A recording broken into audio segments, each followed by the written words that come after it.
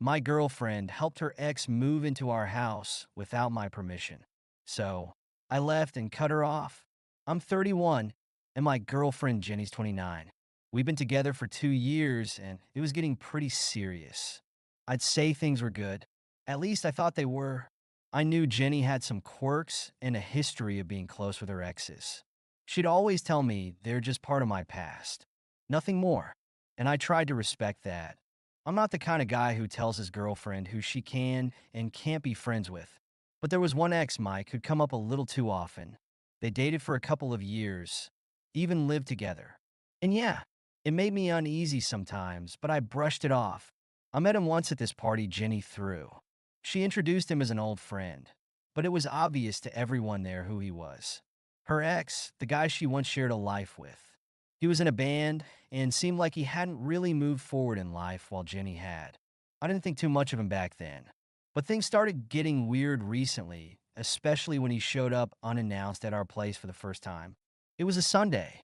I'd gone out for a jog, came back, and there he was leaning against the door, smoking.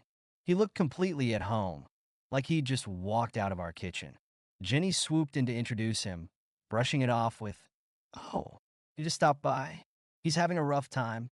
It felt weird, but I didn't want to start something. I laughed it off, gave him a nod, and let it go. But after that, Mike started popping up more and more. Rough times became his new thing. He'd show up, looking like some lost puppy, just needing a friend. Jenny would make him coffee, sit with him in our kitchen, listening to him go on about how his band broke up, how he was behind on rent. He'd look over at me like I was intruding on his personal therapy session with Jenny. She'd pat his arm, telling him it'd be okay, like he was her responsibility. I didn't love it, but I tried to be understanding. That was until the night Jenny dropped the bomb on me. We were winding down, watching a movie, when her phone buzzed. I knew it was him from the way she looked at it. She sighed, said, "Sorry, I have to take this," and walked out of the room. She shut the door, but I could still hear bits of their conversation, her saying, "You'll figure it out," and his voice cracking. 20 minutes later, she came back, looking upset. "Mike lost his apartment," she said, sitting beside me. "He doesn't have anywhere to go." I already knew where this was headed. I was thinking, she started, not looking at me. He could stay here for a few weeks, just until he finds a place. I thought she had to be joking. "Jenny, he's your ex. Are you serious?" Her face twisted, frustrated. "He's got nowhere else to go. He's my friend. Why are you acting like this?" "Because it's our home. I don't want some guy you used to date living here." She stared at me, hurt. "Mike and I are just friends. I told you that from day one." "You're overreacting." This whole thing spiraled fast. Jenny tried to paint herself as this person who just had to help a friend, like she had no other choice. She threw in every excuse, saying I didn't understand her need to help people. I pointed out that this wasn't some regular friend. This was her ex who'd been showing up constantly, acting like our place was his second home. But she wouldn't listen, wouldn't back down. Then she hit me with, "Maybe you should take a few days to think about it," like I was the one being unreasonable. I needed to cool off. I packed a bag and went to crash at my buddy Tom's place, figuring some space would do us both good. But even there, I couldn't shake this weird feeling. Here, I was the one forced out of my own house, while her ex was what, taking up residence? Was I the crazy one here? The next morning, I came back ready to talk, hoping we could actually sort things out. But when I walked into the living room, I found Mike stretched out on our couch, holding my coffee mug like he'd been there for weeks. Jenny glanced at me, almost like she was daring me to say something. "So, when did this happen?" I asked, pointing to him on the couch. Jenny shrugged, as if it was no big deal. "Mike needed somewhere to crash last night. I figured you wouldn't mind." I could feel the anger rising. "You figured wrong," I said. "Jenny, this is our home, not a hotel for your exes. What exactly am I here for?" She crossed her arms, getting defensive. "It was just one night," she snapped. "Why are you being so insecure?" "Insecure?" "Jenny, this isn't about insecurity. This is about respect. Something you seem to have forgotten." Mike just sat there, watching us argue like it was a show, clearly amused by the whole thing. But Jenny still didn't let up. She took it even further, saying, "If you can't accept me helping people, maybe we're not right for each other." I didn't even recognize her at that point. I couldn't believe the girl I'd fallen in love with was choosing her exes, rough times, over our relationship. I walked over to the bedroom, grabbed my duffel bag, and started packing, ignoring Jenny's protest that I was overreacting. I didn't want to keep fighting about this. I needed out. As I was walking out, she grabbed my arm, her tone changing, suddenly softer. "Don't you love me?" she asked. "Don't you want to see if we can work this out?" I moved her hand off me.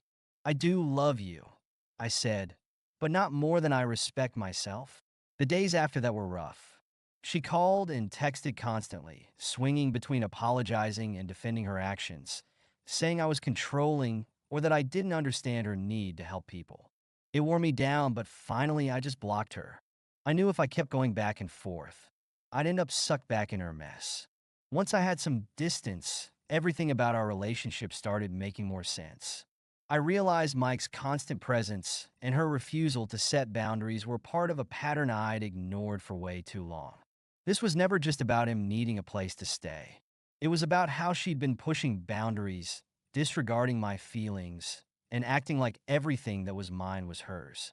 It all started small. She'd borrow things, hoodies, books, even my cologne. At first, I didn't care. But then, there was this week where I couldn't find my favorite leather jacket. I looked everywhere, only to see her posting pictures on Instagram wearing it. When I asked her about it, she brushed me off, saying, "It's just a jacket. Why are you so possessive?" That attitude was a pattern. She'd treat my stuff like community property, never asking, always just taking. It was like my things were just an extension of hers. After I left, she even messaged me, asking if Mike could borrow a few of my clothes, just temporarily. That's when I realized she never respected boundaries in the first place. Another thing was how she made her emotional demands on me, no matter what I had going on. If she needed me, it didn't matter if I was working or spending time with friends. I was supposed to drop everything. There was one night, my brother's birthday, and she called me out of nowhere, saying she was having a rough day and needed me right now. I explained that I was at a family event and would call her later, but she guilt me, saying I thought I was a priority. She acted distant for the rest of the week, and I felt like I was the one who'd done something wrong for not ditching my family to cater to her feelings. After our breakup, she kept trying to get me back into that same emotional cycle, calling and texting, wanting me to talk things through. I ignored her calls because I realized her need for support was just her way of keeping control over me. It wasn't that I didn't care about her struggles. I just knew my well being had to come first this time. Then there was the time Mike tried to turn our place into his band's rehearsal spot. One night, he casually dropped that he'd been kicked out of his studio, throwing hints left and right about needing a place to test out some songs. Jenny was all for it, saying it would be great to help him out. I was blunt and said no. The last thing I needed was my house turning into a band's rehearsal space. Mike looked at me trying to guilt trip me with. Jenny said, "You were cool." I shut it down fast, saying, "This isn't about being cool, it's about boundaries." Jenny still tried to convince me, saying I was too uptight and didn't understand her desire to help others. But it was clear by then that she didn't care about respecting any boundary I put up, especially when it involved Mike. She twisted it into me being selfish and not supportive whenever I told her no, as if setting boundaries was some kind of moral failing on my part. It was like anything I said just bounced right off her. Mike, of course, stayed quiet in the background, soaking up all the sympathy, acting like I was the unreasonable one. So, yeah, that last straw, the moment I walked in and saw him sitting on my couch, using my mug, acting like this was his place too, made everything fall into place for me. This wasn't about Jenny helping him. This was about her own self righteous need to rescue people, even if it meant sacrificing our relationship and steamrolling over any sense of respect for me.